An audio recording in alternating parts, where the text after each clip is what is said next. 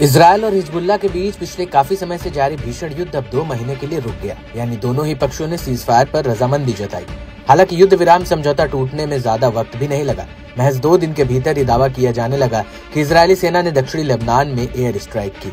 Israeli सेना ने बताया कि उसने दक्षिणी लेबनान में हिजबुल्लाह के हथियार अड्डे पर हमला किया, जहां पर मीडियम रेंज रॉकेटों के स्टोरेज की जानकारी मिली थी। इस बीच अल मयादीन की एक रिपोर्ट के मुताबिक दक्षिणी लेबनान में इजरायली सेना ने ख्याम शहर पर बमबारी की, जो लेबनान के साथ संघर्ष विराम समझौते का उल्लंघन है।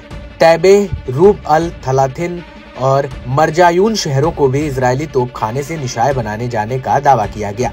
बताया गया कि इजरायली तोपखाने ने हसबाया जिले के हिल्टा शहर की पहाड़ियों को निशाना बनाया। इजरायली हमले के बाद मारकाबा शहर में 2 लोग घायल हुए। इतना ही नहीं, एक इजरायली टैंक ने भी कफर चौबा के बाहरी इलाकों में 2 गोले से हमला बोला। एक मरकबा टैंक ने अल वजानी शहर पर एक गोला दागा। इजरायली टोही विमान टायर और बिंट जबील जिलों के गांवों के ऊपर से उड़ान भरते रिपोर्ट हुई। वहीं इजरायली सेना ने दावा किया कि उन्हें हमले वाली जगह से हिजबुल्लाह के रॉकेट साइट होने की जानकारी मिली थी। इसके बाद उन्होंने ऑपरेशन को अंजाम दिया। इसके अलावा आईडीएफ ने दक्षिणी लेबनान के कई इलाकों में वाहनों से पहुंचे संदिग्धों पर गोलीबारी की।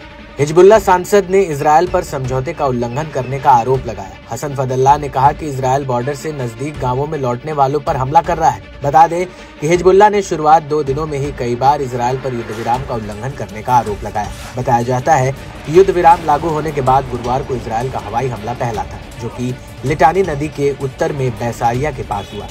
दावा किया गया कि इजरायली टैंकों की गोलीबारी ने दक्षिणी लेबनान के 5 कस्बों और कई खेतों को निशाना बनाया। इसमें कम से कम 2 लोग घायल हो गए। इस बीच इजरायली पीएम ने सेना को सीधे आदेश दिया कि अगर सीजफायर की डील की धज्जियां उड़ती दिखती हैं तो लड़ाई के लिए तैयार रहें। हम फिलहाल युद्ध विराम समझौते को शक्तिशाली तरीके से लागू कर रहे हैं, लेकिन अगर जरूरत पड़ी तो हमारी सेना तीव्र युद्ध के लिए भी तैयार है।